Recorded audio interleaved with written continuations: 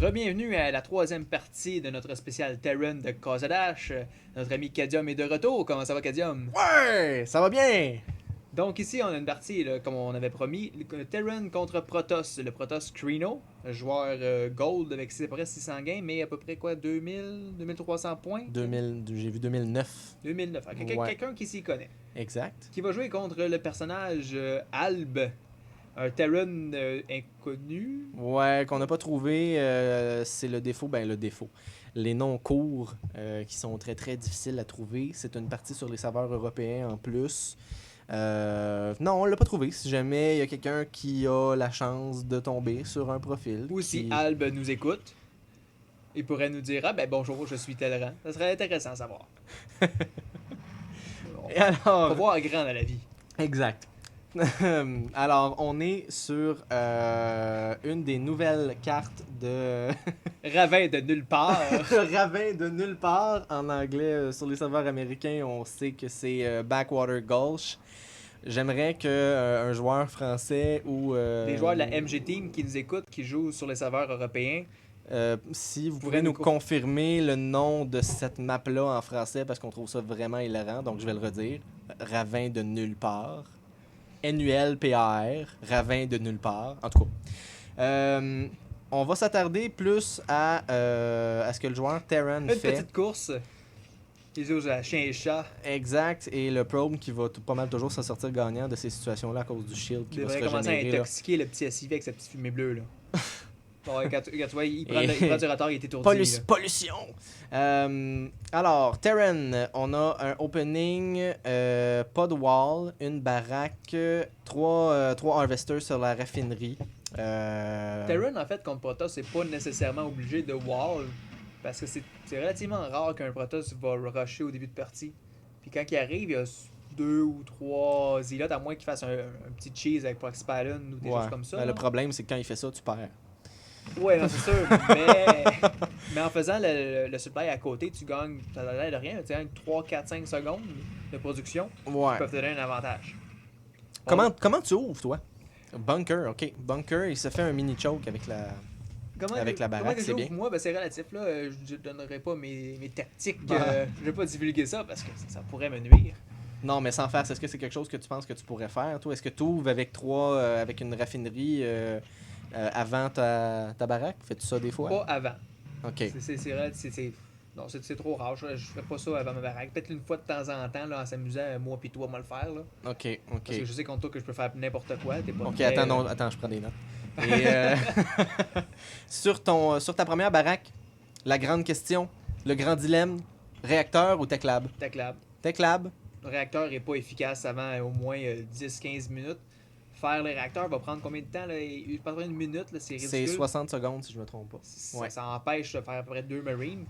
Oui, en bout de ligne, c'est beaucoup plus profitable, mais au début de partie, ça ne va pas grand-chose. C'est mieux d'avoir ton TechLab, d'aller chercher ton Steam Pack ou le Concussive Shell, ou encore le bouclier, qui est en tout cas, les upgrades qu'il faut avoir en Terran quand on s'enligne surtout sur des bioballes. Ok. De mon côté, Qui joue aussi Terran. qui joue aussi Terran une fois de temps en temps, quand ça donne, parce qu'on se rappelle que je suis random. J'aime de plus en plus ça, faire le réacteur en premier. Oui. J'aime de plus en plus ça parce que, ouais, c'est ça, justement, ça te permet d'ouvrir avec un command center. En ayant quand même une défense qui a du punch. Les Marines qui sont très bons en quantité moyenne.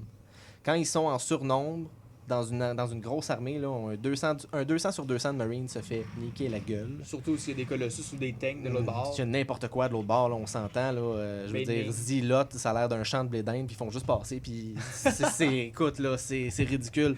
Mais je veux dire, dans la peau du joueur Terran, en ce moment, n'importe quoi qui peut arriver par cette choke-là, là, il y a quoi? Il y a 7 Marines, il va en avoir 9. Je pense qu'il va être capable de repousser.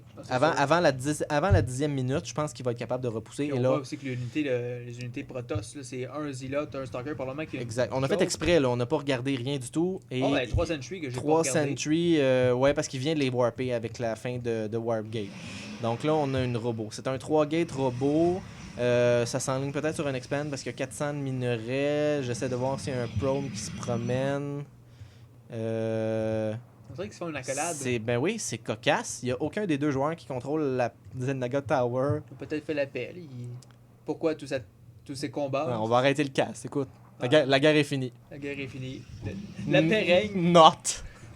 Alors, on lance. Donc, après la première baraque, le joueur Terran qui a fait son réacteur, qui a fait son command center et qui a rajouté ensuite deux plus standards, les fameux baraques avec Teclam pour faire du maraudeur.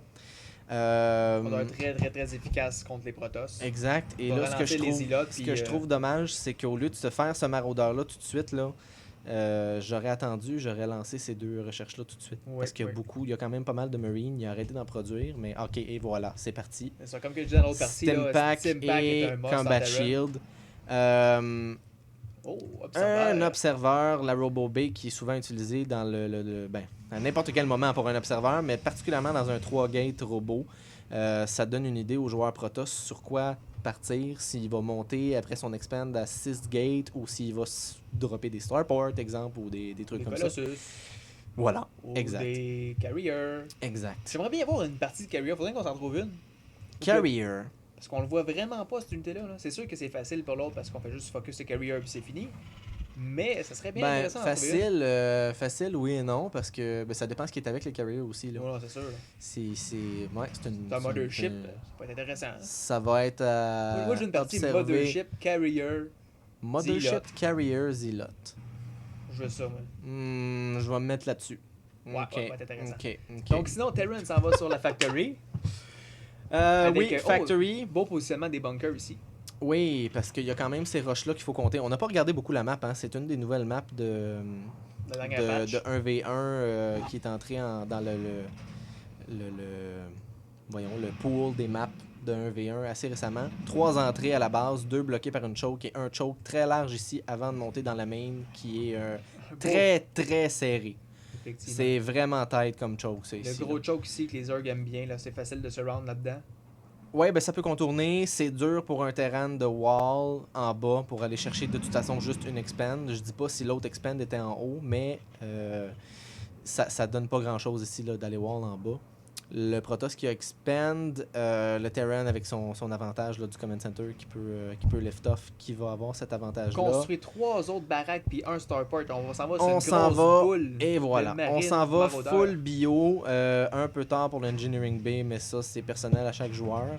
Je pense que l'observeur qui se la casse ici là. Exact. Un petit scan et c'est fini. Un petit scan, mais je pense pas qu'il l'a vu. C'est plus facile à voir quand l'observeur bouge, là, le petit bleu autour de. Ouais, mais c'est le fun. Quand on le remarque là, en tant que Terran, c'est bien le fun de voir ça. Ça fait un petit velours. Ça fait un petit velours. Je t'ai eu ton observeur. Ah! Et bref, on voit ici le Protoss a réussi il a vu toute la grosse boule qui s'en vient, il a pris les Colossus. Et on a un build majoritairement Zealot du côté de Creeno. Rien de particulièrement spécial. Ok, il s'en va sur Colossus. Extended Thermal Lens qui va s'achever bientôt. Creeno qui s'est débarrassé du SCV ici. Hein? Ah ouais. La guerre est commencée. Et le Factory Scout, un grand classique, qui va se faire intercepter par un Stalker. Bon, non, c'est sûr qu'il va avoir le temps de reculer, mais c'est pas un push franc, là, c'est vraiment juste pour aller titiller. Je me pose la question, je remarque, oui, un beau positionnement des bunkers, sauf qu'un run-by ici, là. Ouais, avec les Zealots, exemple des Zealots avec Charge qui pourraient monter encore plus facilement puis aller faire le tour. Là. Il n'y a absolument aucune opposition ici. Là. Toute l'armée de Alb qui est en bas ici, qui protège sa B2. Et ça, Creeno le sait, parce qu'il y a l'observeur ici. Alors, est-ce qu'on a un premier Colossus? On en a déjà 2, en fait. 3 qui s'en vient. Troisième qui est en route, plus que la moitié de fête dessus. Est-ce qu'un de ces 2 joueurs-là va move out à un moment donné? 93 de pop du côté du Terran. Protoss, 97 de pop. Ça suit côté income. Le Terran qui a un avantage officiel à cause des mules, mais qui a 5 harvesters de plus et qui continue à faire des SCV. Mais qui prend pas beaucoup de gaz. Non, exact. c'est sûr que... Est-ce qu'il y a d'autres... OK. Il n'a pas fait d'autres réacteurs, donc il a besoin de son gaz, surtout s'il commence à... OK, mais il y en avait accumulé beaucoup, là. Il y en avait accumulé beaucoup. Il y a deux... Il part à l'attaque. Et voilà. Bon, on sort. Enfin. Oui, il change de place. C'est peut-être attendu. Ils font des manœuvres. Et c'est ça. SCV qui s'en va peut-être chercher B3. Drôle d'endroit pour aller chercher B3. Effectivement, l'autre serait beaucoup plus près. Non, il va scout un éventuel... un éventuel proxy. Je vais suivre son chemin, son tracé. Il va vraiment faire le tour de la map. OK. Bon, il veut voir si le Protoss a pris une expand obscure. Peut-être une façon de trouver des proxy pylons aussi là, en faisant l'aller-retour ici. Autrement, je pense pas. Directement en dessous de l'observeur. Ouais. Ben, je pense qu'il a ratassé l'observeur à son medivac. Donc, n'importe où que l'armée Terran va aller, cet observeur-là va les suivre. Ça, j'aime ça. Contre Protoss, là, Ghost Academy, c'est tard. 15 minutes, c'est tard pour décider ça. Le troisième Command Center qui est en construction, par contre, j'avais pas vu. C'est tard, mais c'est très, très efficace. Effectivement, là, il peut sortir 3-4... oui. Un drop. Qui se fait suivre par l'observeur. Et voilà, Creano qui est déjà en train de déplacer ses troupes. Chemin. Il est pas trop sûr. C'était des manœuvres, ça aussi. Oui, une pratique, là. Est-ce qu'il a vu l'observeur puis il le ramène vers sa... Non, changé d'idée complètement. Il a changé d'idée complètement. Proxy Pylon, Creano qui prend pied au milieu de la map. On va voir ces deux armées-là se rentrer dedans assez rapidement. Et ça s'en vient le tranquillement. Qui a continué en Creano qui n'a pas blink. Le Stim qui sort. Beau Force Field pour repousser. Bon, les îlots vont tomber. Mais que Alb qui est obligé de reculer. Creano qui... les Colossus peuvent se faire descendre assez rapidement là, par les maraudeurs. Mais encore d'autres beaux Force Field qui vont empêcher toute forme de renforcement. Et l'avantage, les Colossus qui sont massifs, donc qui peuvent carrément passer par-dessus une fois que le gros de l'armée est décimé, comme ils viennent de faire. Et ça va être difficile si ces îlots-là peuvent se rendre. Les îlots avec charge, comme je disais. Les Vikings vont essayer de descendre les Colossus, mais c'est bien vu, mais il y en a juste deux, là. Ça va être difficile. Ça en aurait pris plus. J'essaie de voir les upgrades du Terran. C'est chaud.